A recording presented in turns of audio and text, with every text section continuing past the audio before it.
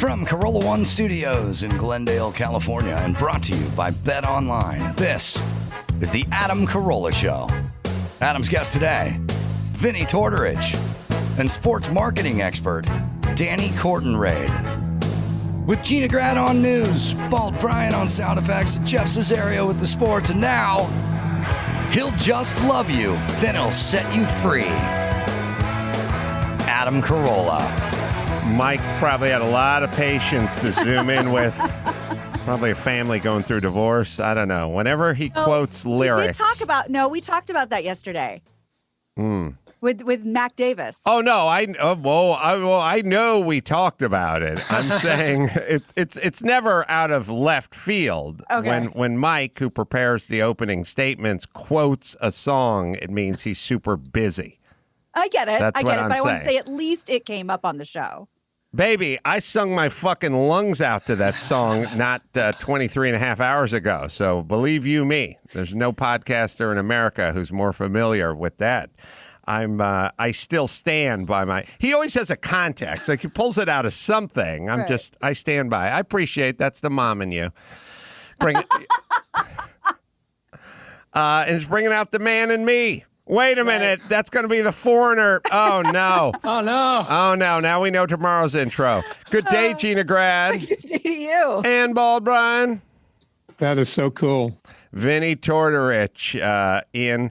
I don't know, Brian. I don't know if you can do this, but the enthusiasm level for Vinnie Tortorich saying that is so cool versus one Jimmy Brusca from the morning show hyping our live show in Vegas and telling us Our first ever live show. He was trying to, really sell people on the idea to come out. Let's hear Jimmy Brusca. It's a great show. A lot of fun. Those two together. But I don't know. who would make a worse carnival barker, Jimmy Brusca or Vinnie Tortorich? That is so cool. It's a great show. A lot of fun. I don't think I'd go in the tent either way. Yeah. Whoever was standing out there. Stay out. All right. Well, we had a late charger with our own Chris Loxamana, really getting us hyped up for the show. Here we go. I want that tent.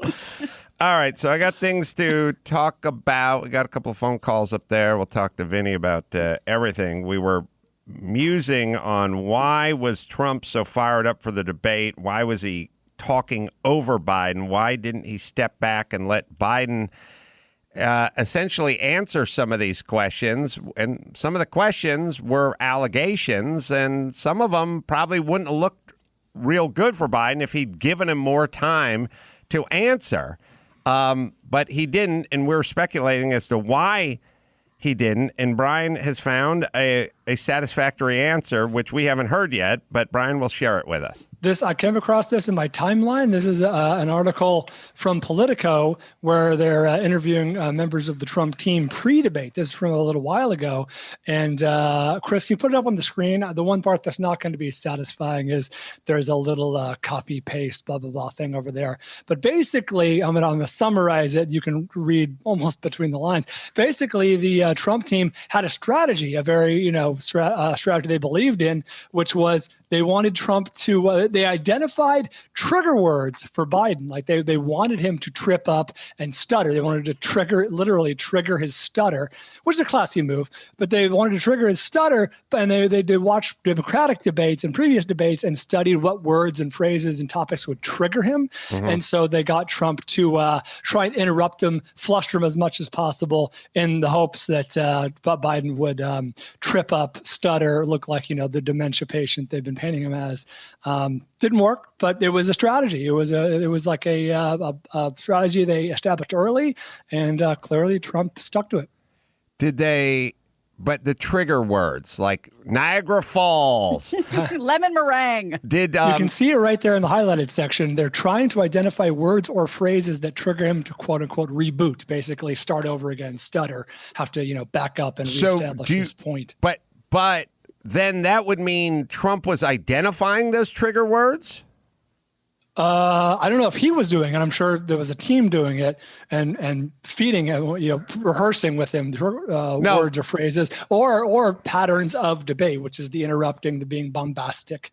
Because it seemed to all play out so fast in so many different directions at once that I couldn't imagine Trump being in charge of hearing those trigger words and then reacting based on the trigger words. It seemed like he just talked over every word.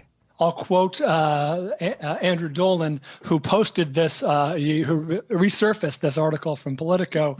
I'll read here. His game plan was to try and trigger Biden's stutter by being as aggressive as possible. They thought this would play into the Biden health conspiracy. Oh, not trigger words, but just trigger in yes, general. The part that was highlighted bum in rushing. the Politico article was about words and phrases, but this specifically mentions being as aggressive as possible.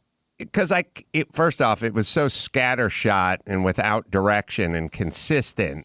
It wasn't Manchurian Candidate style where he was hanging back, hearing a word, and then jumping on a trigger word, so to speak. He was just doing it in general, I guess attempting to fluster. On the other hand, how much direction can Trump take or would Trump take or does Trump take, especially when you put him out there and get into it? Like, my feeling is whatever prep, I can't imagine. Look, they're going to try to prep him for the next one. I imagine he's not going to listen.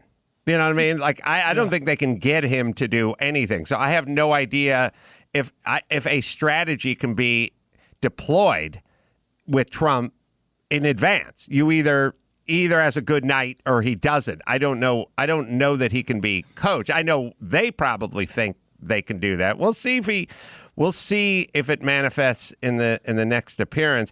There should be, by the way, debate cornermen. You know, UFC fights. You go out there, you mix it up. Well, you go in the corner, and the guy says you're dropping your left. He's eating your lunch with the jabs. You need to work the body, and then go upstairs. Like, it's kind of a thing where you go, here are the things that need to be fixed. Like, I've been watching. You know, I don't know, where would you guys be with the notion of a halftime, of a version where the person went into the locker room and made tweaks? You know what I mean? Where some Bill Belichick type who you go in the locker room, you're down 13-3, and then all of a sudden you come back out and you fixed a bunch of shit. Second half, I don't like it. Because I think the thing that we all love about the debates is there's no, earpieces, there's no notes, there's no dance mom in the front telling them what to do. So they're kind of on their own. And I like that vibe of them being on their own. Yeah. I'm the opposite mind, which is the debates are already fucked as they are. You know what I mean? Like, we don't get a lot out of the debates. So why not do something to improve them? I don't know. I don't have a lot of faith in debates. I can give you, I'm going to... I'm with you at first blush, Gina Grad, but what isn't one of the attributes you want in a leader to be able to sit down with a group of people who they've chosen, who are their confidants, and have that group go, okay, now here's the strategy, or here's what we should do, or we need more of this and less of that. Like, we can all agree that we think we want that in a leader. You're going to sit down with your generals, you're going to sit down with your statesmen, and your ambassadors, and they're going to download this stuff. And then can you be fluid enough to go, okay, maybe I'll approach it from a different way. So in a way, it would be sort of an exercise in changing, being fluid, being able to adapting, overcoming, like, oh, okay, this plan wasn't working very well. Let's go another direction. I agree with you in theory for sure, Gina, but it'd be interesting to see who took the direction, or who could, by the way, like, you go, we've decided to put troops on the ground in the Middle East. And then some period of time went by and you went, it's not working out. This thing's not going how you thought it would go. Then can you pull them out? Can you then change direction? Can you change your strategy? And I think we can all sort of agree that we'd like that person. I mean, we'd like him or him. We'd like to be able, well, let's be accurate. Him or him to be able to do that in this position. I don't know. The guy'd have to be in a cut man type outfit, like the silk gi with the pockets and the short sleeves, and I'd go for it. All right. Wait, but I'm yes. sorry, before we get off the subject, they are, they're talking about changes to make. One of them, as we all guessed, was going to be the option to cut the mic off. But I can't imagine what else it's going to be because they say it's more than one change. Also, one thing that I liked that I noticed immediately about the debate that didn't come up that I don't know, like Biden looking to camera. I love that. You know what I kind of loved about Trump? I realized it was odd because no one else does it. I love that he talks to people he addresses them by their first name. It's a way to establish, I think, a status and a familiarity. He's like, Joe. And like, I don't know, there's something about that kind of worked for me. It made him seem both familiar and elevated above the other person, if that makes any sense. Yeah. It's also in probably the first chapter of all those business, how to influence people and win business or whatever. It's like, say the person's first name. That's what car dealers do it, right? But everyone else. By the way, they don't do it anymore. Even they're like, oh, fuck it. They shake you by the arm. But usually you don't even look at that person. I address the judge and I establish that you're Mr. Carolla. But no, Adam, we both know it's full of shit. Like I love that vibe. I think it works for him. I agree. I was thinking about something. I may have been listening to Ben Shapiro and maybe he brought this up, but I can't remember if he brought it up, but I'm just going to give him credit for it because I can't remember where I heard it. But here's something interesting about our zeitgeist and our news cycle. Russia never came up, right? The subject of Russia never really came up, or Russia as it pertains to Trump and all that stuff. We had 3 years of nothing but Russia, and more Russia, and Putin's wingman, and in the Kremlin's back pocket and everything. Could you imagine if you'd gone back 2 years and been right in the middle of this Mueller thing and the Russia investigation and Russia, 24 hours and went, we're going to fast forward, or even a year, we're going to fast forward to the debate for the president. And Russia's not coming up. We're not going to bring Russia up. It'll be neither here nor there. Like in the depths, when we were at that point, maybe 2 years into the Mueller thing, when it was like Russia, more allegations, more bombshells, more leaks. Soon we're going to get the report. Imagine like saying to CNN, like going to CNN and going, Russia. Right. During the first presidential debate, it's not going to come up. It'd be shocking. It'd be shocking, which, by the way, shows you how we're wired and shows you how the news works. Yes. But it was smart of Biden not to bring up Russia because I would imagine this had been discussed. If you bring up Russia, be prepared to have a lot of hot Russia hunter questions fired right back at you, which they were anyway. Well, not only that, but the more they get into it, there's good. I don't know what'll come out before the election, but there is a lot of Russia, who started the investigation, FISA warrants, Comey. Like it all looks like shit now. It all looks bad. Like texts between agents saying, "What are we doing? We don't have anything here." People like falsifying documents. Like it really looks like Russia. Story got flipped, the script got flipped, and now it seems like the FBI and the CIA look like the bad players versus Trump and the Trump administration. There's more on that coming out, but it's an interesting story. Comey was just being investigated or just being questioned testifying a couple days ago, and there's a bunch of shit there that doesn't look good, but going the other direction. So I don't think it's going to come up. And if it does come up, ironically, at the next election, Trump's going to bring it up, which is a crazy topsy-turvy world we live in. All right. I had a thought. I was talking to Cindy Eckert. Cindy Eckert is a pharmaceutical maven, giant. Came up. I was interviewing her for Take a Knee. And she basically came up with the female Viagra and sold the company for $1 billion. And I'm not going to get into all the nuts and bolts, but I found her quite fascinating.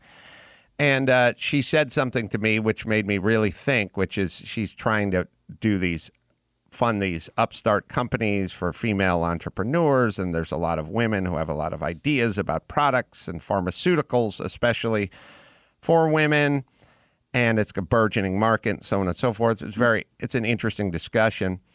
And she said she sits down with these people who have these ideas. I have an idea for a company, a pharmaceutical, a product. And she says to the people, tell me about your first job. What was your first job? Or what was the first way you made money? Now, it's interesting. She toggled back and forth a little, but she corrected herself by saying, tell me about the first way you made money, because first job is not as interesting. You know, I worked at McDonald's. That's my first job. It's not the first way I made money, you know. And she said if she talks to a young person, or they don't have to be a young person, but if she talks to someone who basically wants a lot of seed money and they say, you know, they went to college, then they interned, then they got a job at a big law firm, she's not as interested as the little stories. Like she says she has a salesperson who, when that person was young, her mom used to grow tomatoes, and then her mom would say, take this bushel of tomatoes over to the neighbor's house and give them the tomatoes.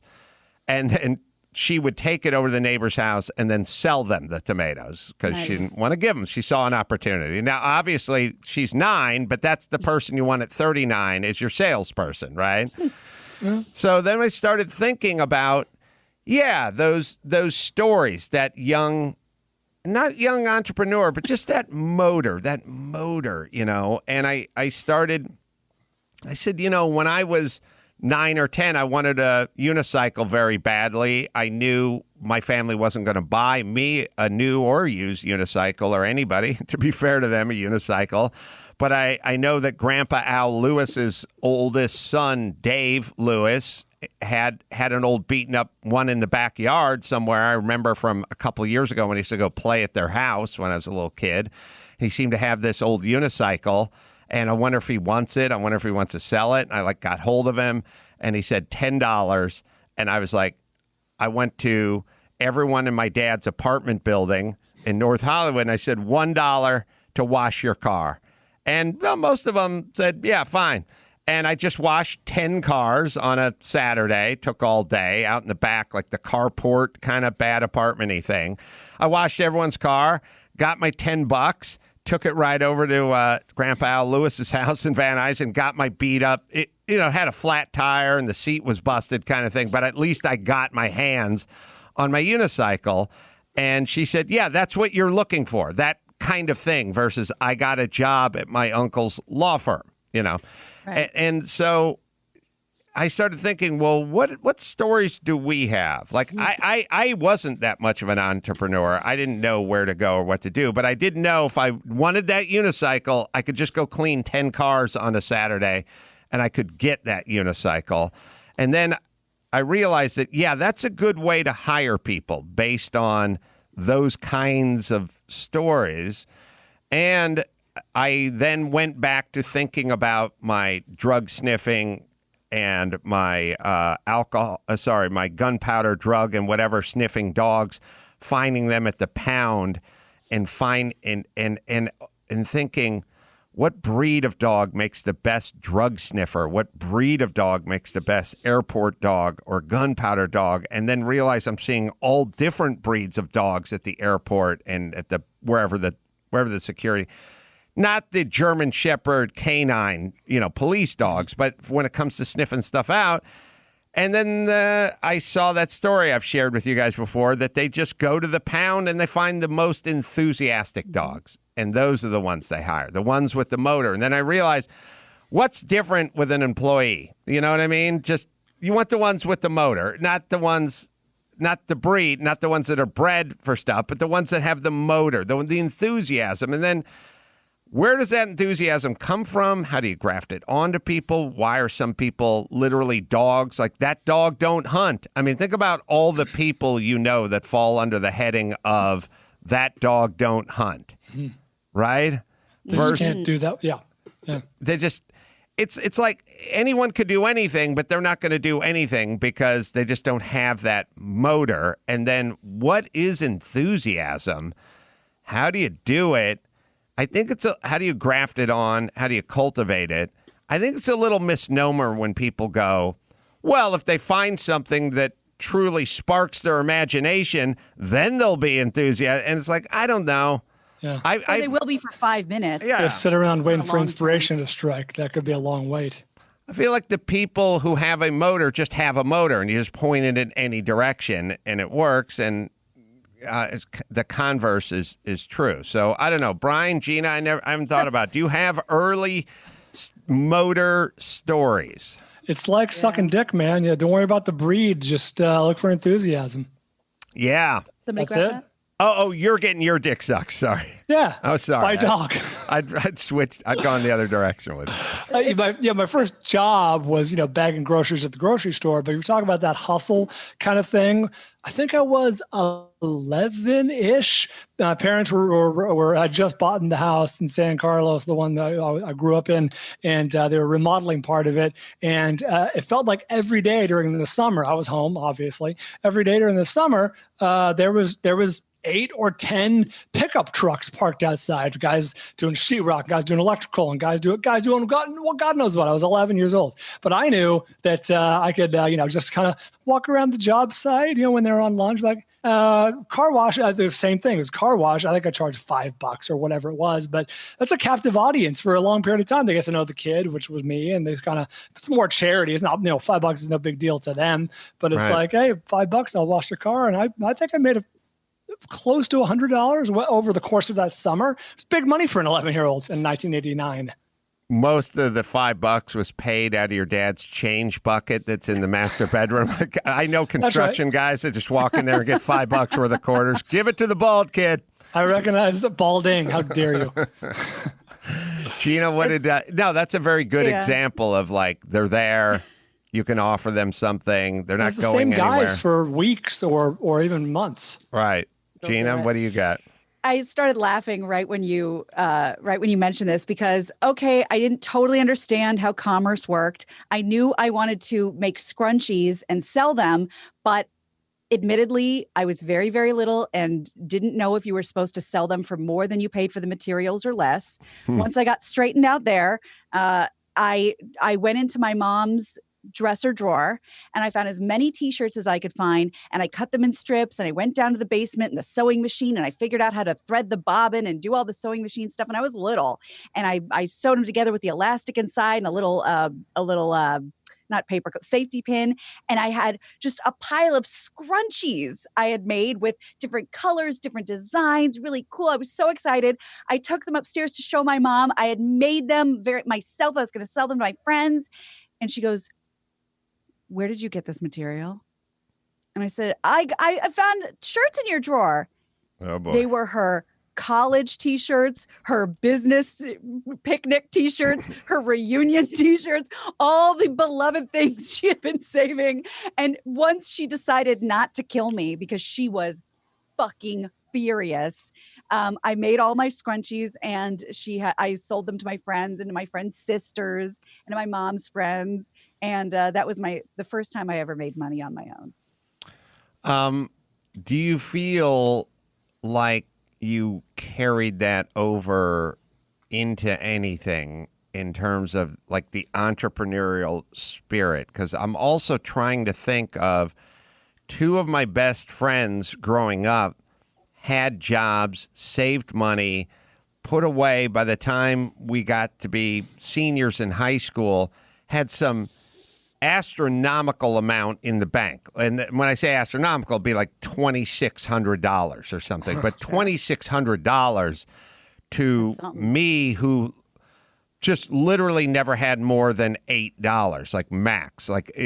There was no savings account or checking account or, piggy bank, or it was like $8. And that I was maxed at $8. Like that seemed 23, 2,800, 2,600 sound like an amazing amount of money. Both of them turned out to be pretty big losers and have and I don't know what happened. I don't know if they peaked too soon. Like I don't know why the lessons didn't seem to carry over into adulthood. Did their parents have money? Were they comfortable? Did they have means? No, nobody came from money. Neither of them came from money. They were like apartment dwellers, parents who lived in apartments. I'm now thinking about others I know. It doesn't seem to be based on a lot of history. Yes. Maybe it's the opposite. Maybe $2,600 felt like a lot of money then, and maybe it continued to feel like a lot of money. Like I made it. I don't need to keep going. This is a lot of money. Yeah, but they both realize they don't have any money. Wish they had money. So, but either way, Dawson, you have a story of entrepreneurism. Well, when I was 12 years old, I got my first full-time job working for a landscaper. 40 hours a week, busting ass. Yeah. First day of that job, he takes me and my older brother up to some house in the rich area of the neighborhood. And it's like the Psycho house. It's up on a hill. The guy had just put ground cover all through the whole hill, and all these weeds were coming in. And so he left us there with a couple of hula hose and a jug of water and said, I'll be back later to pick you up, get to work. My brother and I busted ass, finished the whole thing in about 3 hours. And then at 5 p.m., the guy showed up to pick me and my brother up, and we were both sunburned and fucking dying. And the guy came back, and he's like, I had no idea you guys would finish that. I can't pay you guys $3.25 an hour like I pay the other neighbors. You're going to make $4 an hour. And I was totally stoked. And I learned two things that day. One, you work your ass off, you're going to make more money. Two, I will never, ever do this job for money for the rest of my life. So. Yeah. I mean, you're so right. Like being exposed to that shit. I did the same thing the first day I showed up to pull ivy off the side of a house that was in the hills at Silver Lake, and I announced, like Scarlett O'Hara, never again. And then a scant 13 years later, I was out. Yeah, no, it did take a long time to stop doing manual I only labor did for that money, job but- for another 3,000 days. And then And at gone. that point, I swore to myself. Yes. I walked to my foreman after the job. I was 19 and a half, and I said, in a scant 12 and a half years, you shan't see my shadow at this place. And he was like, fuck it, I'll be retired and dying of prostate inflammation at that point. I was like, well, mark my words. I'm out of here in Take it to the bank. 13 years. Interesting follow-up. At 14, I worked at a concert hall full-time, and I was in charge of backstage concessions. And that's when I realized that people with long hair and wore rocker T-shirts working backstage at a concert hall, I realized that you can just be a regular person. You can still make a living. You don't have to do a manual job. You don't have to go to a job and wear a suit and tie. So when I saw these 25 to 45-year-old dudes moving around gear and working at a stage, it's like, that's unbelievable. You can do this for a living. Yeah. And then I kind of just sold my soul to rock and roll. God made me think of that movie, the Phantom of the Paradise. Didn't he sell his soul for rock and roll? Yeah. Mm-hmm. All right, let's talk to Brian with an I. So sane Brian with an I, 36 from Wisconsin. He's got a question. Does Kalen actually ask, or does he just type and just we don't guess? we don't ask. If he says Brian, we just put. They just put the right Brian unfair. You're right. Again, the great Brian Cranston with a Y. Brian with a possible I. It's with an I.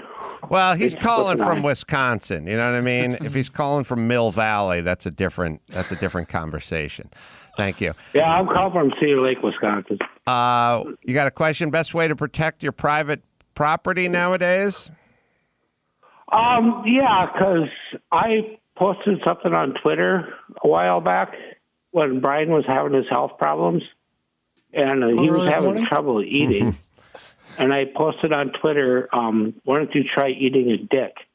And Vinny got really mad about it. Oh, Vinny By the way, got my mad? name is actually Paul from Minnesota. You might remember me. Wait, who got wait, mad? hold on. Wait. Stop right now. Do we have a voice double? I like the show Cops. Say I like you? the show.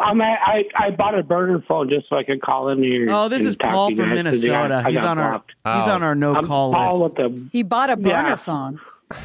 I don't think I was upset about that. I generally take those ridiculous insults pretty well. Oh, speaking of ridiculous insults. Vinny got Hold mad. on. Vinny got mad. Paul, hold on.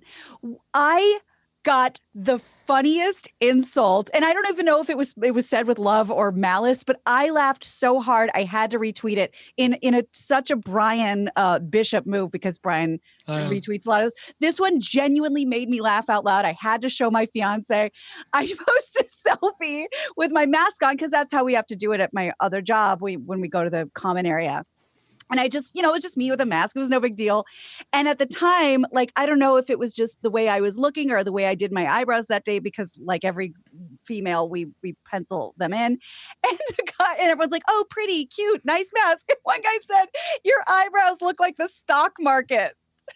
Wow. That's not bad. That's funny. It was like up, and I laughed so hard. I thought that was really, really brilliant. Yeah, I'd say that person didn't have a lot of malice in their Either in way, their heart. it was well said. Paul from Minneapolis. Sorry, this is Steve in Atlanta. Oh, wait a minute. I hit the wrong button again. Steve in Atlanta. Sorry. Oh, yeah. I have this problem, which is the top line is not line 1. It's line 2 in this particular case. Sorry, Paul. Oh, there, I'm back. All right. Yeah, I wanted to, if Brian was offended by that, I want to apologize to him. The people, there's a Facebook group. All right. He's not offended, but it took a big man to call and ask for his forgiveness. John, 34, Michigan. Yeah, hey, everybody. Hey, Ace. Yeah. Love you. Gina, Hi, love guys. you. Brian, love you and praying for you. Oh, thanks. Thank you. I'm going to be a first-time dad, and really I'm just looking for any advice you have on top of, what you could offer Gary last year. Mm-hmm. I was listening to my friend Dennis Prager talk about this subject the other day, and I found myself agreeing with this, and I'll kind of paraphrase it, but it resonated with me, which is having your child have a sense of security. It transcends, or it's even better than a sense of love or a sense of nurturing, but a sense of security. Yeah. And It's a foundation for your life. And I realized part of why I had a shitty childhood is because I never felt secure with my family. It was always like, we don't have any money. We don't have anything. It's all going to end. Like, it's all fucked up. Like, and I was like, these people are not going to do anything for me. They're not going to protect me. They're not going to take care of me. They're not going to make meals. Like, there's a profound sense of lack of security. And Adam, would you say you had food insecurity? I would have if I didn't go to Ray and Chris's and everyone else's house and eat, and I did. There was nothing to eat at my house, but I just figured out I'll babysit next door and I'll just eat over at the Horowitz's house. Oh yeah, Jewish family next door. Point is I like this. I think we get way too caught up in, you got to be the kid's best friend, and they have to feel like they have to know there's universal love and that everything they do. And it's like, first things first, security. You make them feel like this house is safe. If anyone comes into this house, dad is going to make short work of them. And if they make short work of dad, that'll give you time to get out. But that person is not, that person is going to be met by me. So that there's a financial version, there's a physical security version of it. There's I know what I'm doing. Security. There's an emotional. I'm taking care of business. Just as a provider, like if you want a banana, there's bananas in the house, whatever it is. Right. And so, number one, security, good. Number two, I feel like there's way too much talk and not enough action.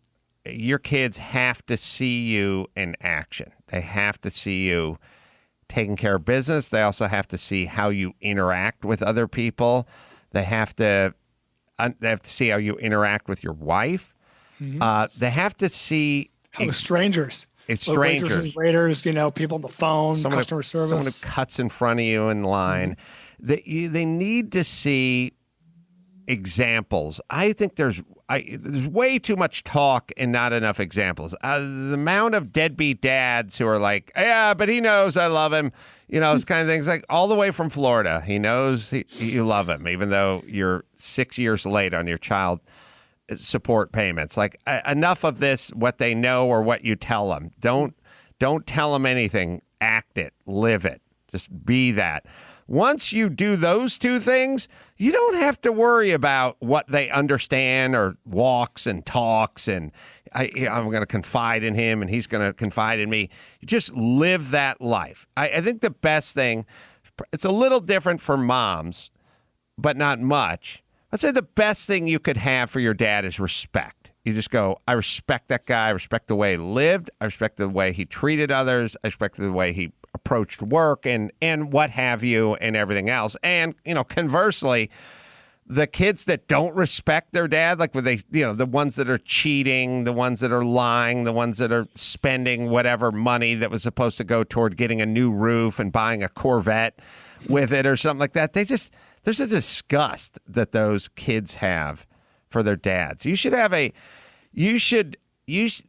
Your kids should develop a kind of a reverence for you solely based on your actions and deeds and with no facet of it that's going to be you talking them into it or threatening. Right, no lectures. No lectures and no, you respect me because I said so. There can't be any of that. Just live your life. And do it in a good way. Yes. When we talked about all the ways to feel secure, trust me, this is something I'm only understanding now with a little one in the house. You know what makes them feel secure? Rules and consequences and boundaries. Because he knows exactly what to expect. He's not thrown off. We're not landmine. Yeah. Be consistent. Consistency. And it's never said with a voice raised like, okay, you keep doing that. It's we're putting the toys away. All right, putting the toys away. Voice never changes, but now, he can be comfortable in knowing where we are at and what his boundaries are. 100%. This notion where whether it's micro or macro, our society is the same way. We need rules. They need to be enforced. When you back off and just they actually, whether it's your child in your home or the populace, they'll feel out of control if you do not just go, here are the rules. Play by them and you'll be fine. Do not. There shall be consequences. All right. Vinnie Tortorich is going to chime in a second. I actually, speaking of marvelous fathering, I took my son out shopping because I basically told him that if Daddy had to discuss his breakfast again, that Daddy would kill himself. So we shall now get on with this. And what is the breakfast discussion? Well, I know you don't want to kill yourself. Can you tell us? It's been about a 4 or 5 year odyssey of me trying to get the kids not to have bagels for breakfast. Mm-hmm. But Lynette makes them bagels for breakfast, and then the kids happily agree to bagels for breakfast. And then I say, what happened to the scrambled egg? And then the argument ensues. So it now got down to the point where now, you guys probably all have a bunch of relevant questions like, well, why are you buying bagels? That's fine. Understood. I don't think you're buying the bagels. Let's put it to you this way. The house evidently came with an inexhaustible silo filled with bagels that'll never be interrupted. I'll just assume. The skeletons under the pool in Poltergeist. They're just there. They're just there.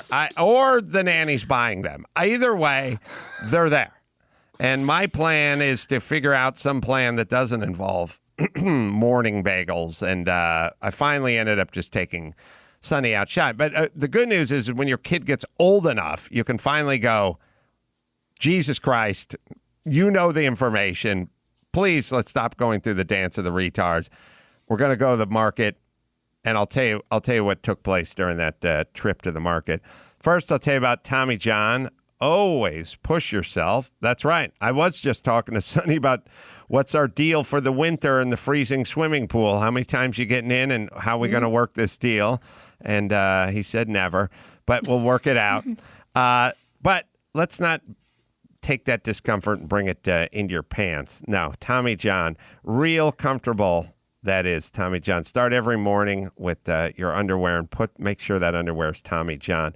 I got to tell you, Tommy John doesn't have customers, they have converts. I am wearing my Tommy Johns right now. I would never dream of wearing anything, especially if you're going on a walk in this heat or rowing on the rowing machine or working out or taking a jog. It's always got to be Tommy John. Over 96% 4 stars plus reviews and millions of pairs sold. It's the best pair you'll ever wear. It's Tommy John, right, Dawson? Get that much more comfortable at TommyJohn.com/Adam and save 15% on your first order. Save 15% right now at TommyJohn.com/Adam. TommyJohn.com/Adam. Real quick, I'm wearing Tommy John underwear right now. Prove it. The women's one. They're the best. They're my favorite. They're the best. Picture it didn't happen. Hold on. All right. Vinnie Tortorich is on the blower. We'll take a quick break. We'll come right back with him right after this. Adam Carolla's I'm Your Emotional Support Animal, navigating our all-woke, no-joke culture, has over 1,000 5-star reviews on Amazon. Here's one. Thank you, Adam Carolla, for being a voice and a reason and love the value in your postcard. I'm looking forward to reading the new book. Plus, I get to see Phil in the cover. Thanks, Ozzy. Pick up I'm Your Emotional Support Animal now. Available in all formats. For more, go to adamcarolla.com. Vinnie Tortorich has joined us. Vinnie is his words are a game changer. The website, by the way, vinnietortorich.com and nsngfoods.com, featuring the ultra fat nut butter, which I had this morning. I'll tell you how good it is. What kind of supplement do you ever treat as a treat?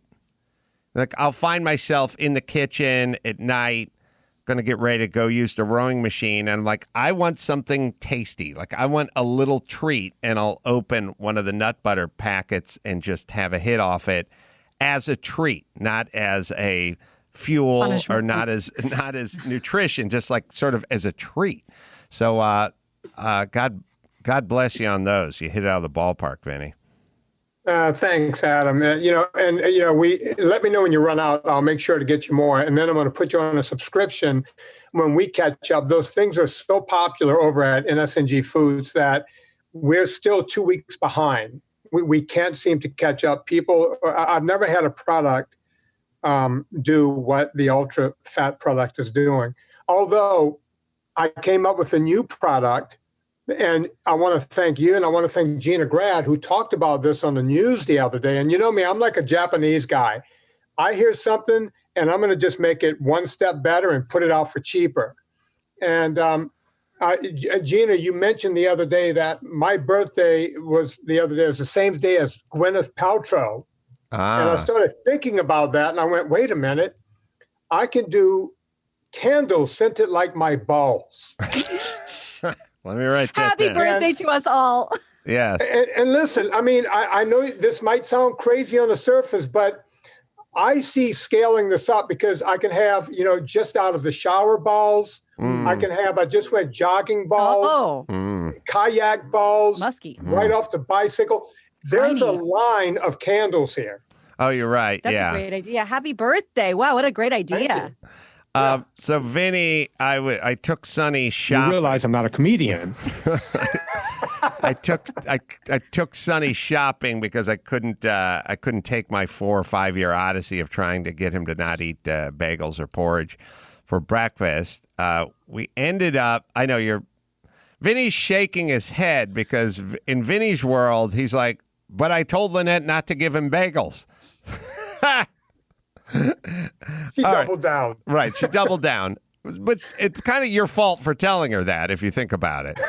But the point is I finally said, I was told, go take him shopping. I then said, we know everything, and it's in our refrigerator in the form of cheese and yogurt and salami and nuts and everything else. But there's something symbolic about it. So we went to the Gelsons. We walked up and down the aisle. I looked at different things, started with some cheese, started with some meats.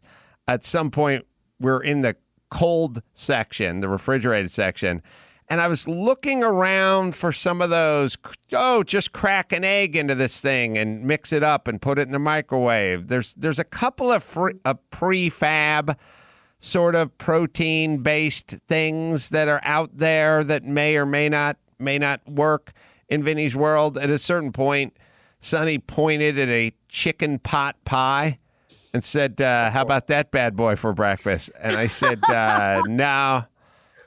But he's smart. He's like, no, because it's not good, or no, because it takes an hour to make. And I was like, no, because it's not good. But I get you. I feel you. Chicken pot pie is pretty, we all want chicken awesome. Pot pie for breakfast. So then we started turning the corner. We couldn't find anything in kind of the prefab department. Everything seemed to have a waffle involved with it or something kind of weird and funky that wouldn't be Vinny approved. We did turn the corner, find some yogurt, found that Siggy's yogurt with like 8%. I think one of them's like 8%, which seemed exquisitely high, but I said, fuck it, we'll go with that. And then we just started getting the flavors he wanted. And then I said, well, put some, he likes raw almonds. So I said, put the raw almonds on top of the Siggy's yogurt and then have that for breakfast. And he said, fine. And then I screamed, why'd that take 5 years? But either way, here we are. So is that 8% yogurt better in your world than a 4% or 2%? Yeah, usually in the States, meaning in the United States, I'm sounding like Gwyneth again. You get so European about things. But if you get anything past 5%, you're doing really well. Siggy's is one of my favorites because they used to make a triple cream yogurt, which was even higher. It's like 18%. Wow. But I guess they weren't selling enough of it and they stopped making it. Siggy's, if you're listening to this show, there's people want this yogurt. Go back to the 18% or whatever it was. It was the triple cream. But yes, Siggy's has one of the highest fats that you could find in the United States. As soon as you cross the pond, you get to England, it's natural to find 12, 15% in yogurt. But yeah, if you could get 8, 9, 10% here, usually you'll find it at a Gelson's, you'll find it at a Whole Foods or a Sprouts. Unfortunately, you won't find it at a Walmart or anything because they're just, catering to the crowd that thinks no fat is good. It's so frustrating when you hit the department and you start the yogurt department and you start seeing all the flavors you like and you look down, it's 0% fat free, 2%, like it's all like they're basically saying very hard to find. Right. And so it's so counterintuitive because what they're saying is good news, you can get the lemon yogurt with 0% fat. And I am, of course, now I don't know why our society doesn't do a better job of educating us, but and if we hadn't met Vinnie Tortorich, then we all would have went for the 0%, thinking we were doing the right thing. But I think this was at 8%, and I think they just called it creamy or something. They gave it a name. Max Paddock can find it, and it was labeled a little bit differently. Yes, Brian? I'm looking on Siggy's website. They still have triple cream yogurts on their website, like under our products, lemon, raspberry, vanilla, and chocolate. Vinny, they have 8 grams of sugar per container. I don't know if that falls under something you'd endorse. Maybe that's the plain. Maybe you got to buy it online. Is it the plain, Brian, that has 8? The only ones they list are lemon, raspberry, vanilla, and chocolate. So 4. So they took away the triple cream plain, which is odd. Maybe. Yeah, I haven't been able to find it. I was still living in LA and I couldn't find it. I want to make a point here, Adam, about people in grocery stores. You might notice I'm in a different environment. I'm in my childhood bedroom. I had to come home and take care of my mom. She fell and broke a knee and her shoulder. Wow. And so here I am back in the swamp. And in this small town, there is nothing good to get. There's only a Walmart. I'm literally driving 35 to 40 minutes to get to Baton Rouge just to get yogurts with high fat, just to get good eggs. I mean, the eggs they get here, the shells are paper thin. They're factory farmed eggs. The yolk is almost is barely yellow, and they're cloudy looking. I walked into this house and I couldn't believe the way my parents were eating. And I looked at the community around me. And I went, oh, no wonder everyone looks so unhealthy around me. There is nothing to eat in the middle of nowhere. So I've been driving every other day. I take an ice chest with me. I get all the meat we need. I get, everything from ground beef to steaks to sausage, eggs, yogurt, heavy cream. It's amazing what happens. I'm always preaching from a mountaintop going, oh yeah, everyone could get this stuff. And it turns out I got here and I didn't realize what had happened to the small town since I left in 1981. It's way different. The stuff, by the way, to be fair to your poor mom, if I took you out, got you drunk, disoriented you, and then returned you to your own home, you would be disgusted by who lived there and how they were eating. I know you, Vinnie Tortorich. This pussy eats like fried hell. What the hell? No ball-scented candles. The commercials. I wasn't going to bring this up, but I'll task Max Zapata to find it.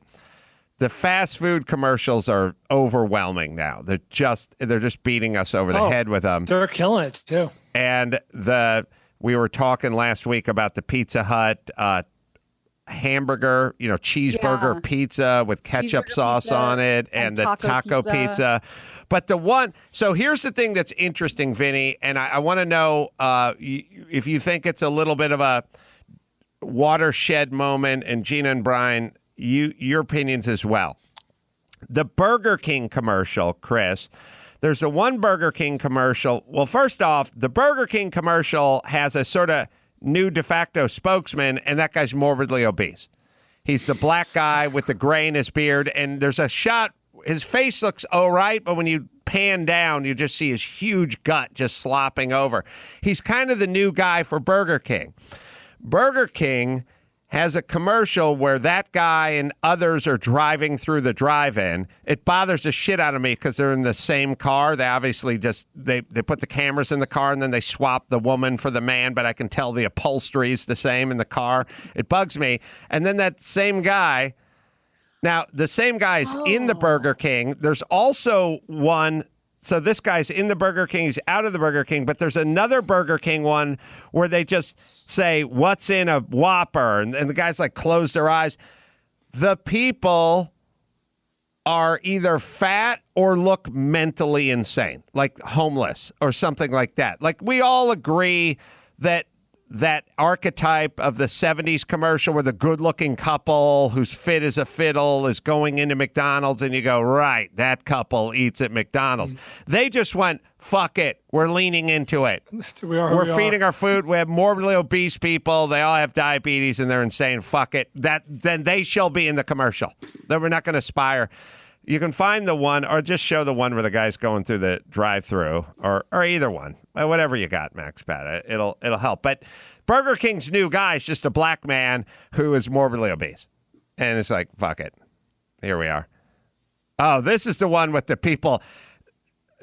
These people, like some of these people look like they have real extensive mental conditions. This is like, or homeless. I mean, you can play this one. Sorry. Burger King asks people to describe the Whopper by heart. Woo, the Whopper. You can taste the fire. I love the pickles. I love the lettuce and the tomatoes. Love those pickles. The sesame seeds on top of that bun. There's nothing like it. Flame grilled patties. Me encantan. I'm getting hungry. You guys have a Whopper? That guy. They're like criminally insane, fat, homeless people. The one on the commercial doesn't have, the one I see on the TV commercial is the guy sitting in the wheelchair. By the way, if you have to blur out tattoos, that's a bad sign in terms of your clientele. They have to like blur out his tattoo. The last guy's the guy just seems like an insane person. And then they go inside Burger King and they got the black guy. And there's one where he's just sitting at the table eating. And if you look down, his gut is just slopping it's just cascading down his waist. That means he knows good fast food. I guess so. Vinny? I'm shocked at the guy who was so excited about sesame seeds. He's like, oh my God, sesame seeds? Oh my God. I'm like, really, dude? It's fucking sesame seeds. Adam, I heard you talking to Chris Meyer on the show maybe yesterday, and you talked about your replay GIMP. And I remember laughing my ass off about it. But right now, because for the first time, I cut cable about 9 years ago. So I haven't seen commercials. We watch television. We have all of the, Prime and Hulu and Roku and everything. But I haven't seen a commercial in about 9 years. So when I do, it's very seldom. So I'm living here with two people. My parents are both elderly. They sit and watch television all day long.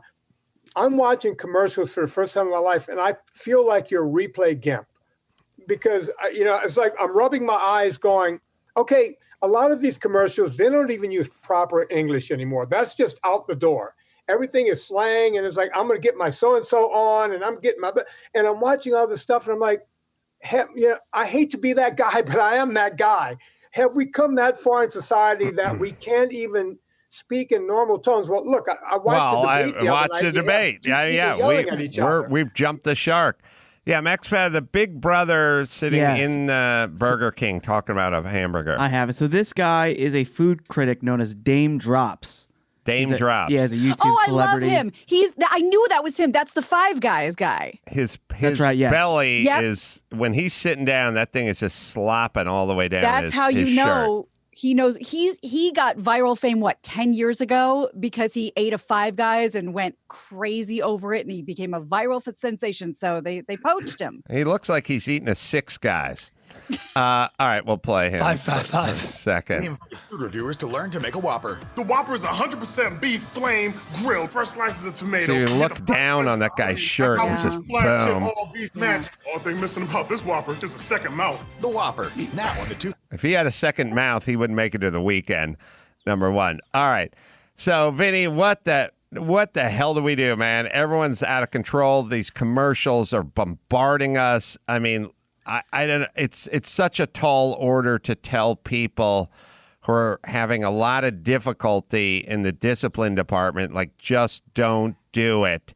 And maybe discipline, maybe that's the thing that's leaving the culture the fastest, if you really want to think about it. We always talk about decorum or language, like Vinny was talking about, dress codes. Maybe it's all falls under the umbrella of discipline. Maybe discipline is leaving. And also, the more big people that are around you, the easier it is to grow to their size versus.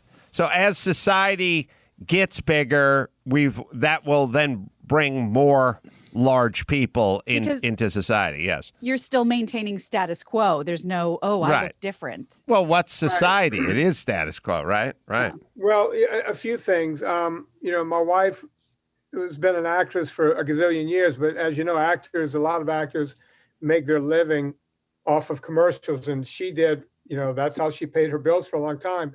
But there came a day when a little skinny actress couldn't make a living anymore because they didn't fit the norm of society. Her phone just stopped ringing.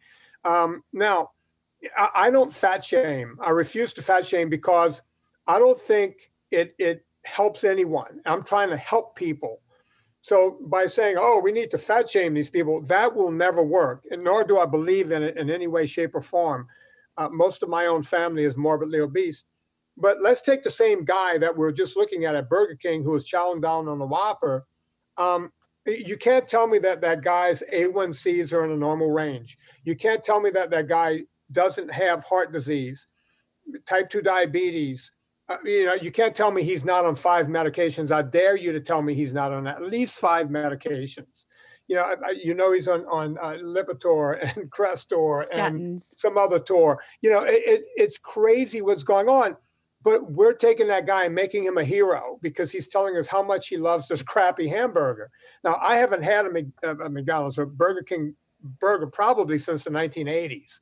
So I don't know what they taste like, but I can't imagine they taste any better now than they did then, right? I remember. That's what we're looking at. I remember sometimes I think back to my sort of poor days and what like really moved the needle when you were poor, like the occasional trip to Shakey's to do the bunch of lunch, with the Mojo potatoes, or just some little event. And when I used to work at the industrial park in the cabinet shop at Tom Johnson's place in Chatsworth, California, there was a Burger King that was up the street, and I think they had a 2 Whoppers for $1.99 special or whatever, and the highlight of the work day. Man, when it's hot and you're working and you're like on your feet, all I would do is dangle those 2 Whoppers out in front of me on a stick and be like, if I can make it to the end of the day, I can go down to Devonshire and Nordhoff and get 2 Whoppers. And I got to say, the commercials, let's face it, it's no different than pornography. You start throwing that shit up on a 70-inch high-def TV, and there's a part of your brain that's going to get a little serotonin going, and you get a little moist in the cerebellum there, and it does. Like, I watch that commercial and brain boner. I watch that commercial and I think back to me working in Chatsworth in the 80s, going, "Hey, I could use one of those Whoppers." What I don't understand about our society is an unlimited amount of dialogue on certain subjects and little to no dialogue on other subjects. Taking, for example, something like secondhand smoke or just cigarettes in general. Cigarettes, secondhand smoke. I mean, the billions of dollars, the campaigns, the awareness campaigns, the billboards, the PSAs, the printing on the label of every pack of cigarettes with the warnings and stuff, like the all-out wartime effort, like literally declaring war on this to the point where I'm seeing commercials for third-hand smoke. Why it's utter silence on nutrition and then the incredible price we pay as a society for all the people. We talk about the pre-existing conditions, the morbid obesity. If COVID has taught us anything, it's that the morbid obesity. It's so insane how silent we are on this subject when we invented a school-to-prison pipeline and never stopped talking about a school-to-prison pipeline. No discussion about those same kids being morbidly obese. No, you're wrong, Adam. You're absolutely wrong. We do have discussions. Our last president said he declared pizza a vegetable. So we're not. Obama did that? Yeah, that was during the Obama administration. Well, Reagan famously classified ketchup as a vegetable. I didn't even hear about the pizza. Yeah. Gina, I don't know if you could find that. I can't find it really fast, but it was. I think it was Obama's administration. Pizza was a vegetable, and we're full bore on still telling people to eat, low fat. And now we're lying to people and we're calling candy bars keto certified, which drives me nuts because there's no one out there certifying anything keto. Right. So I can create a product. I can take a bowl of sugar and say, Adam, this is keto certified, right? Because that's what they're doing now. There is no paleo certified. There is no vegan certified. There's no one. I am sorry, but I am surprised at how many.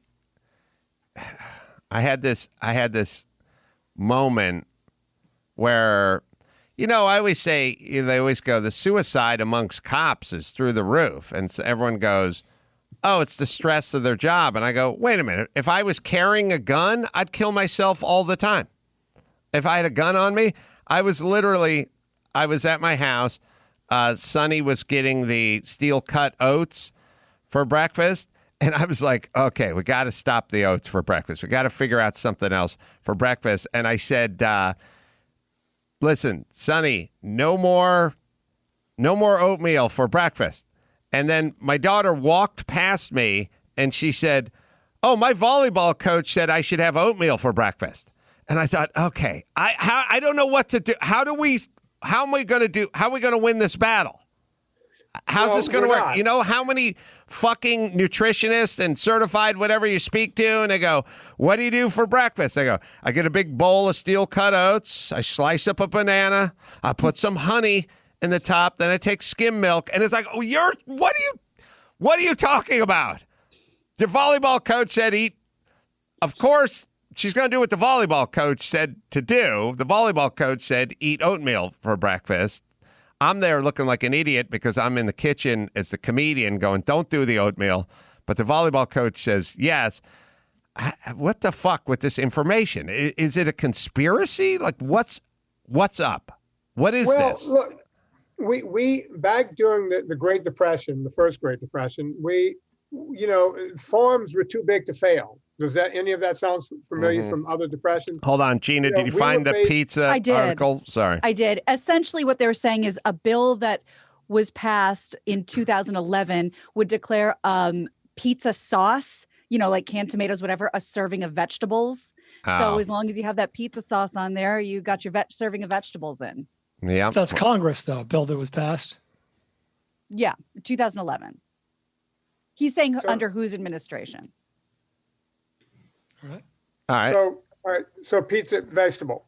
All right. But when you ask the question, Adam, okay, during the Great Depression, we had to subsidize farms because they were too big to fail.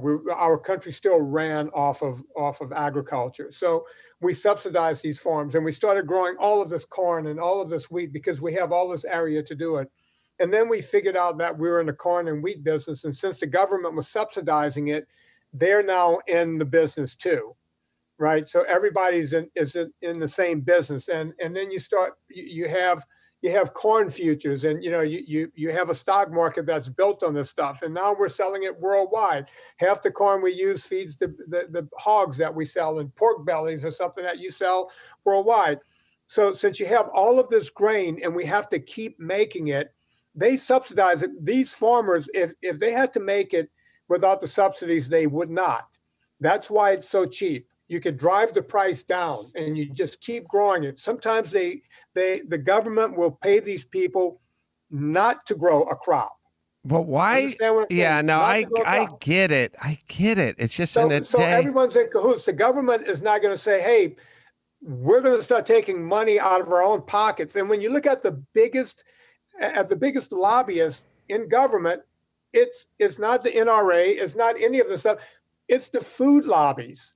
Yeah. They don't want that train that's the gravy train. Nobody wants that to go to. That's how these senators get rich. So I know. Listen, I understand all of that. I thought everyone having their own computing device with all the information under the sun, meaning their phone in their hand, was going to solve a lot of this government, the man kind of stuff. Like we were going to be able to thwart Big Brother because we have the information in the palm of our hand. We no longer have to listen to Nabisco and General Mills and lobbyists.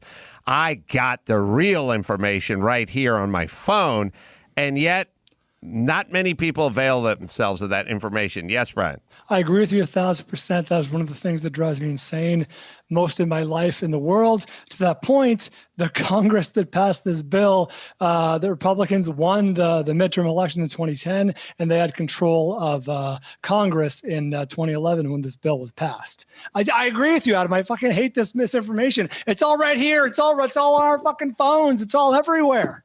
Turns out it doesn't unify us having this capacity to look stuff up right in the palm of our hand. But we should do it with our diet, and the info's out there. I don't know what people's information or relationship. People have a strange relationship with information, I've found, but it's out there. And just to bring it home, Vinny, what would be, I know you like an egg for breakfast. Some people don't like eggs. Some people think it's too much hassle. I don't understand that part of the equation either.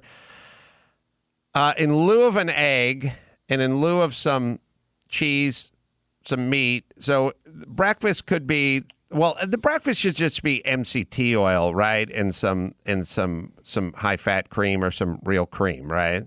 It can be as simple as that, just putting it in your coffee. I do that a lot of mornings, but people still have this obsession with eating. So you mentioned the yogurt. That's a good idea.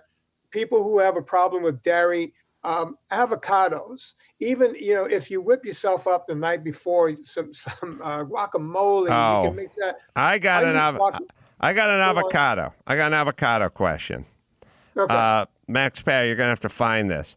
I found what I thought was a life changer in the avocado department the other day. And then I was horrified and brought back down to earth this morning. And I'll tell you what it is. My family eats a lot of avocados. And thus, there ends up being a lot of half avocados that sit in the refrigerator. And thus, those half avocados inevitably get brown and a little crusty because they sit in the refrigerator.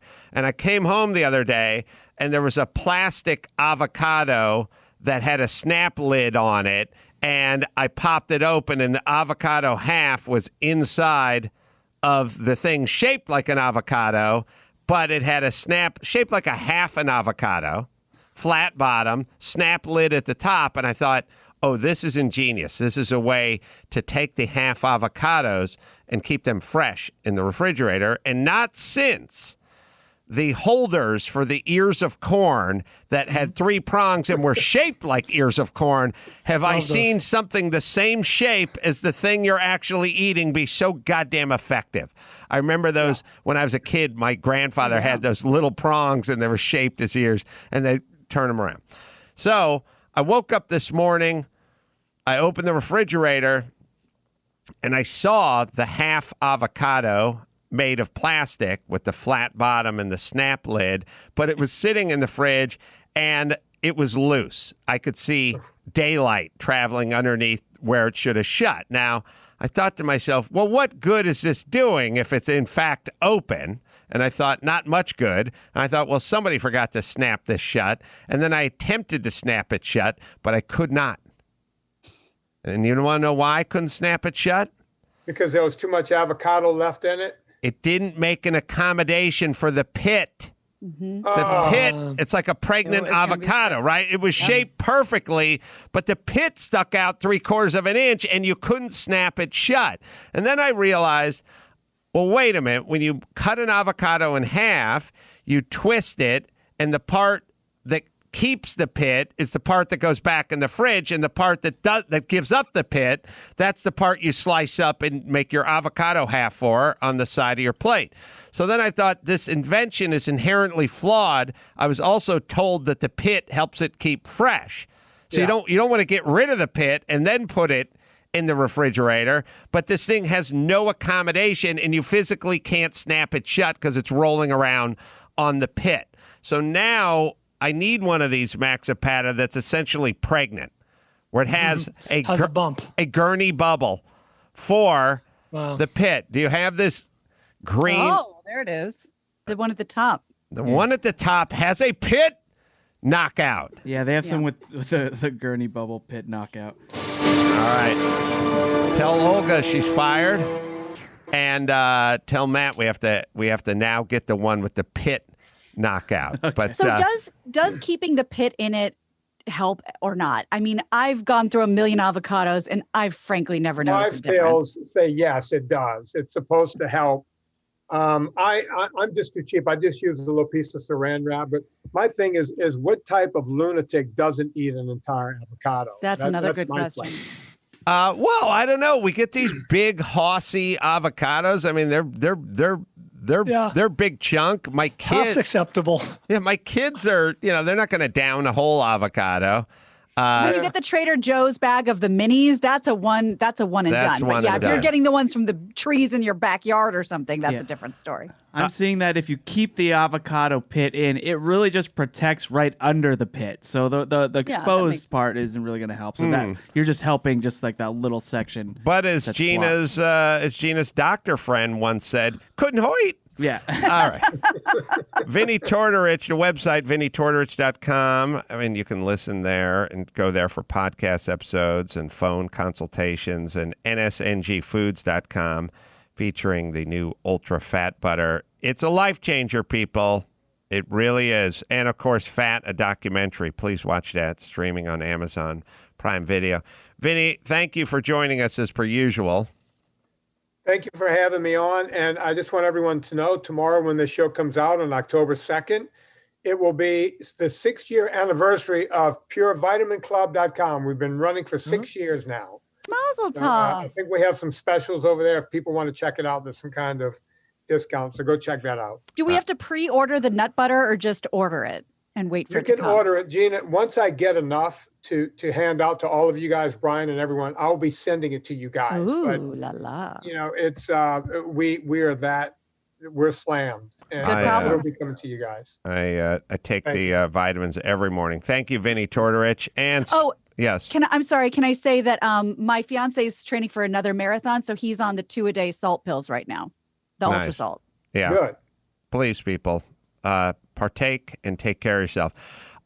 Speaking of that, Butcher Box. This episode is sponsored by Butcher Box. I love their product. Olga makes a new meal from Butcher Box almost every night. Delicious, 100% grass-fed beef, free-range organic chicken, heritage breed pork, wild-caught seafood sourced from folks who go above and beyond caring for the animals, the environment, sustainability. Average cost, less than $6 per meal. Options and delivery frequencies to fit your needs. Cancel anytime, no penalty.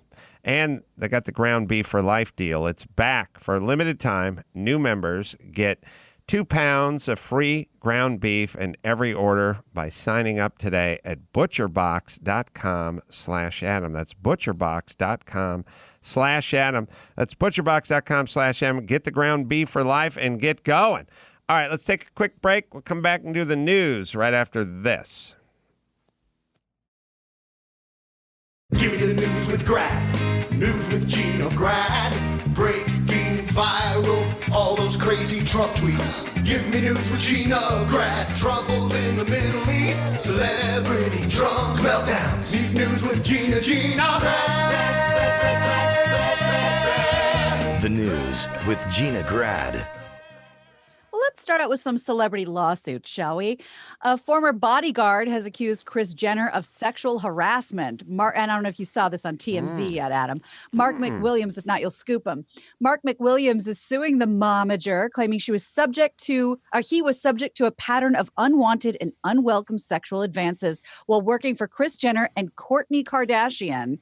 According to court documents obtained by Us Weekly, Kris made comments of an overt sexual nature toward him, allegedly commenting on his physical appearance, asking about his sex life, and suggesting they engage in a romantic and sexual relationship. He's 64. He claims that Jenner demonstrated non-consensual physical contact with him, and her attorney denies the allegations.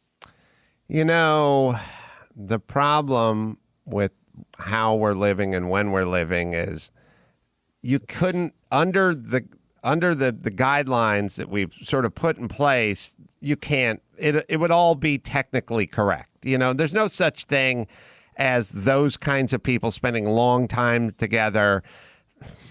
First things first, like the guy would say on a Friday when he's leaving, hey, I got a hot date this weekend, and she'd go, knock yourself out. And then when he comes in on Monday, she's got to go, so how'd it go? You know, and then she'll say something like, I noticed you look like you've been working out, must be because of this, or whatever it is. And it would just keep going. And if you read the transcript, it would all fall under the heading of sexual harassment, whatever. The reality is somebody has a shitload of money. The other person doesn't.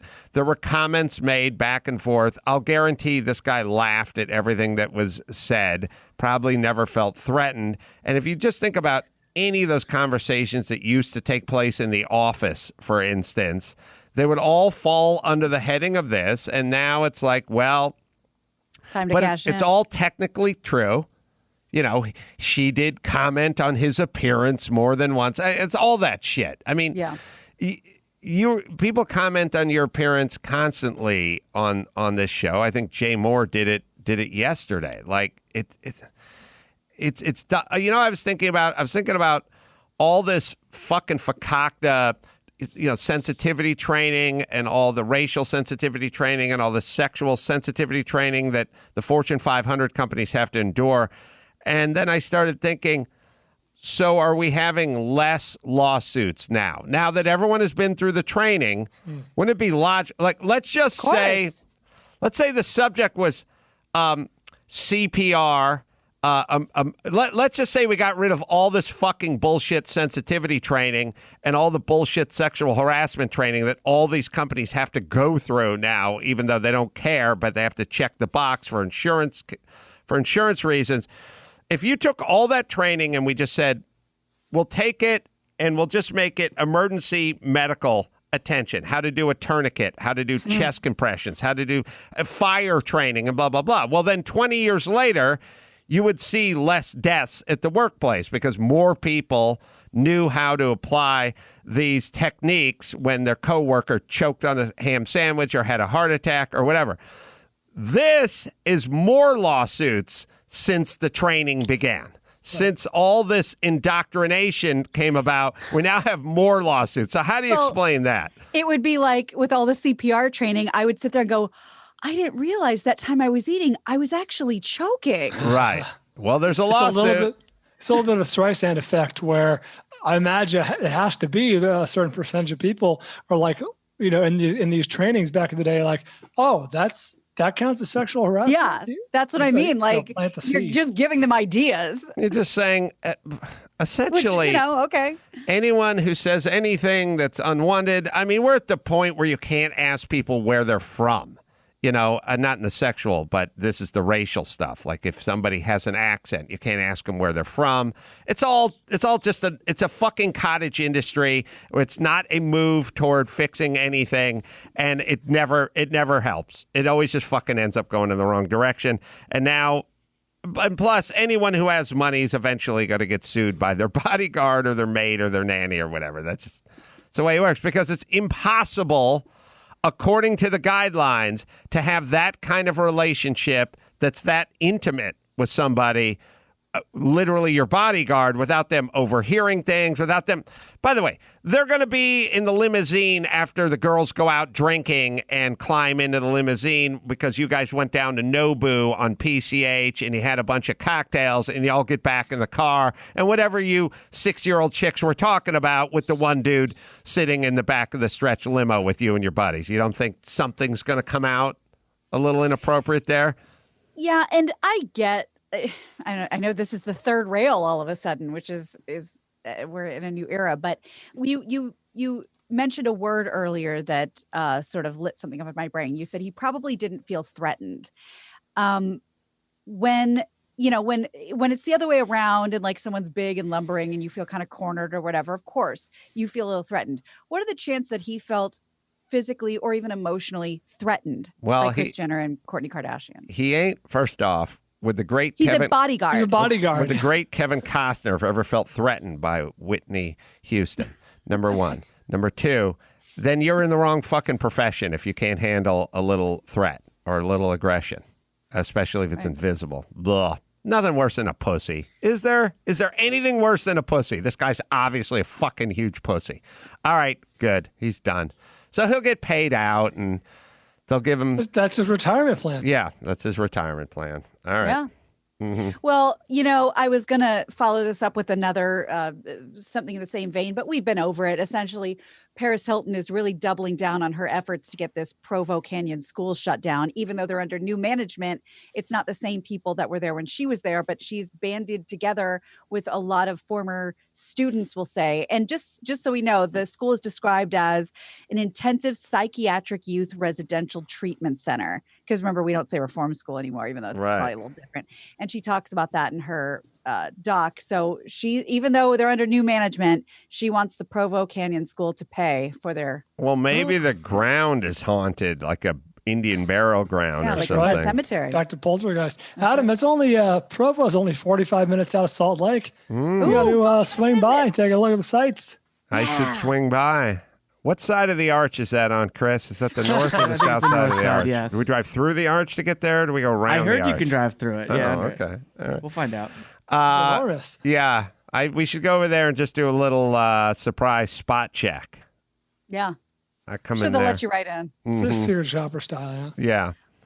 I don't know. My feeling with places like that are sort of like, there's real problems. I mean, you go outside, Paris Hilton lives in Los Angeles. Walk out your front door, see a bunch of people, humanity flopped out on the sidewalk, shooting up and vomiting on themselves and go, well, at least the kids at that school got better than they do. Yeah, you're right. And that just reminded me, I sent this to Chris, I think yesterday, Chris, if you have that tweet that I sent you, somebody sent this to us at the Conway show. And I thought, oh no, I mean, even though Tim would appreciate it, you directed this to the wrong person. Somebody tweeted me last night that said, a friend texted this to me tonight. She works in property management. And this is the tweet, and I think you have it as well. But it says, OMG, I just got off a Zoom meeting with the guys from City Council, Rue's office. I think it's Andrew Rue, whatever his name is, and LAPD regarding the homeless problem, and you would have lost your mind. They basically said, learn their names and welcome them into your community. I was talking to Mini Matt, good Matt, some people know him as, Matt DeAndrea from our CarCast show, and he was jogging, and he was talking to me while he was jogging, and while he was talking to me, he lives in Venice, he was jogging, and he goes, I got to cross the street, I'm coming up on a homeless encampment, meaning they'd taken up the whole sidewalk, and Venice you have to go out into the street. Yeah, they don't even take tour buses to Venice anymore. The thing about Venice is the same thing about schools, same thing about LA, same thing about anything. If in fact you do not want to manage a problem, it shall then grow. It is no different than ivy. You may have ivy on the side of your house or the wall or the trellis or whatever, but you must go out and manage it. And if you just sort of go, fuck it, it'll take care of itself, or don't be mean to the ivy, then it's just going to grow. It's just going to go. It's just nature. We look at this as sort of humans. It's really just nature. It's humanity. It's nature. It's a bunch of people who need psychiatric help. It's a bunch of people who have addictions. And this notion that we still argue about this sort of problem, like, well, it's housing, low-cost housing, apartments are too expensive, the rent's too expensive, this notion that there's some correlation between the physical home and crazy people shooting up on the sidewalk.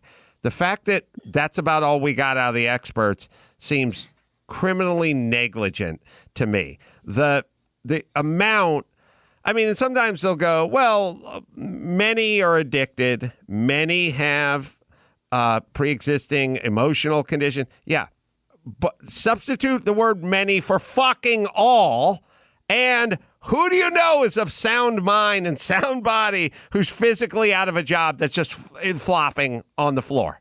It's all fucking drugs. It's all schizophrenia. It's insane that we can't even categorize it now. These are homeless people. All right, well, they need a home. No, that's not why they're homeless. They're mentally insane and they're on drugs. Matt tells me all the time, like, they just pull up in campers. They just do drugs out on the sidewalk. They just deal drugs out of the campers. Like, it's a fucking shit show. It's not going to fix itself. You have to fix it. And the way you fix it is you become an adult and you actually govern. You have to govern. You have to go in and go, this is unacceptable. Sorry. And at some point, the ACLU is going to go, you can't make those people leave the park. And you go, fuck you. And you move them. That's how it works. Or you step back, you turn a blind eye, and it just grows. It just grows. And then eventually people can't walk. I mean, how ripshit would you be if you had a house in Venice and there was just a fucking camper parked in front of your house and the guy's dealing drugs? I mean, your kids that walk down to the corner or walk to school, it can go no other way. There is no fix for it. There's no grant or affordable housing grant or new facility. There's nothing you can do. You have to go enforce the laws and you have to address it, or this. And that's what we have. We don't have a mayor in Los Angeles who wants to Like, here's the whole thing. It's like New York was falling apart. Giuliani came in and went, fuck it, we're going to stop people. We're going to frisk them. We're going to ask them where they're going. And then everyone got their panties in a bunch. And they went, you can't stop people and just ask them where they're going or whatever. And it's like, well, okay. But there's only one direct route to fixing this problem, whether it's crime or homelessness. You have to do something. And along the way, when you do those things, you're going to inevitably cross a few lines, hurt a few feelings, stop some innocent people, ask them questions, frisk some innocent teens. Of course it's going to happen. It can't not happen. But there's only one direct route to fixing this, and that's it. We don't really govern here per se, unless it has to do with automobiles, and then we over-govern. We just step back. You just step back and let sort of nature take its course. It's just nature. It's exactly what it is. Just move to the places that are hospitable. Venice is hospitable. The climate's good. The government is good if that's what you want to do, and that's what you do. Well, and it's like, just to tie this into the beginning of the show about your motor and about discipline, for micro and macro, it's the path of least resistance. Yeah. And we all gravitate toward it. Everyone would do what you have to do as long as most people will do what they want to do given the chance to do it. That's most people. Unfortunately, that's when the society kicks in and the rules kick in and the regulations kick in. And unfortunately, we have to enforce those rules. And we do a lot of it here for building and permits and parking. Think about how good everyone is with parking. Just think about a where you are of parking, right? It's always good luck parking in the aforementioned Venice. Right. But so you make something important. I'll give you an example, like driving in the diamond lane. It's, $375 fine. They really enforce the shit out of it and I see them enforcing it, and they know when the peak traffic times are. And so look at it this way. You'll be driving home. I'll be driving home from this studio. All 4 lanes will be packed, and there'll be a wide open lane for the diamond lane, wide open. And many people will be in the lane right next to the diamond lane, crawling forward at 9 miles an hour with a wide open diamond lane. But yet not many takers, not many people venture into that lane, and almost none in the stretch that I'm on. So why not?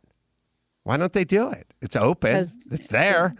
Enforcement. Yeah, they enforce it's not worth the dice roll. Does everyone want to do it? Yes, everyone wants to do it. Who does it? Well, it's $375 and they're on it because they know you want to do it. All right.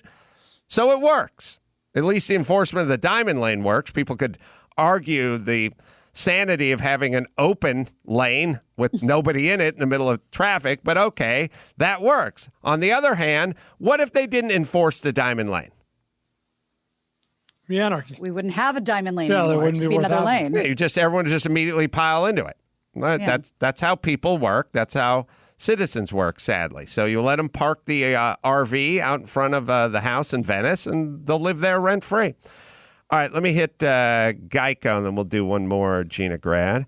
Geico. Right now, Geico is offering an extra 15% credit on car, motorcycle, and RV policies. That's 15% on top of the money Geico could already be saving you. So what are you waiting for? Get going, man, with Geico. It's never been a better time to switch than now. Save an extra 15% when you switch by October 7th. Visit geico.com to learn more today. All right, one more, Gina Grad.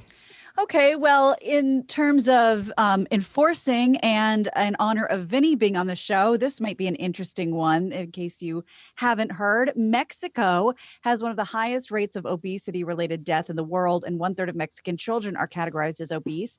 So in an effort to combat that, 2 Mexican states have banned the sale of junk food to minors. So no one under 18 can buy chips, candy, or processed food from supermarkets and convenience stores. Oh, man. The cartel's got one more fucking thing they can now deal in, Cheetos. Like, what do you guys do? We do prostitution, we do narcotics, we do gambling, we do contract killing, and then we do Nilla wafers, we do Dove bars. Hey, man, you got the shit? And many other states are moving toward this as well in Mexico. Well, it is interesting that the Vinny related. The Mexican diet is so much rice and beans and tortilla, like it's so fucking starchy, like it's so insanely starchy that every time, like you think, oh, we're eating beans. Like, no, you shouldn't be eating all those beans. Like you think of beans is good. That's got a lot of carby in it. There's tortillas with every meal has 3 tortillas, rice and beans, every meal. And it's like, yeah, and they ain't down with the yogurt. They like the beef and the beans. They are a savory culture. And don't get me going on horchata. So, yeah, I'm not surprised at all. It's trying to do something about it. It's practically free. Like, I mean, you can go get like a 50 pack of tortillas for like $1.69. I mean, it is 4 inches high, 5 inches around. Corn tortillas, you can get a brick of those things, like 50 of them in there. It's fucking free. So yeah, that may or may not end up being addressed in the future, but at least they can tackle the Takis and Doritos and candy. Well, it'll be interesting. It'll be a little interesting experiment to see if they can make this one work or what effect it has. Like if they can pull it off, if they can enforce it, and then what the weights of these kids are like in 5 years. Because, hey, if it's effective, you know, I'm not so libertarian that I'm like free everything, free do whatever you want, have whatever you want. If we got a bunch of obese kids and it's costing us because of their medical stuff as a society, then society does get a vote on what your kids eat. All right, let's bring it home, Gina Grad. You got it. I'm Gina Grad, and that's the news. Gina Grad. That was the news with Gina Grad. Last but not least, we got Simply Safe. Just 15 seconds for our friends at Simply Safe. Protect your home. Do it today. Get free shipping at simplysafe.com/Adam. All right, we're going to say bye to Gina and Bald Brian. We'll see you guys at Salt Lake City coming up. We're taping those shows, so we got live shows coming as well. Probably a few tickets left for the early show and for me and Mark Garagos's. We're doing a matinee show at 4 o'clock, a reasonable doubt, so come check that out. Danny Cortenraede is an amazing soccer marketing guru and entrepreneur.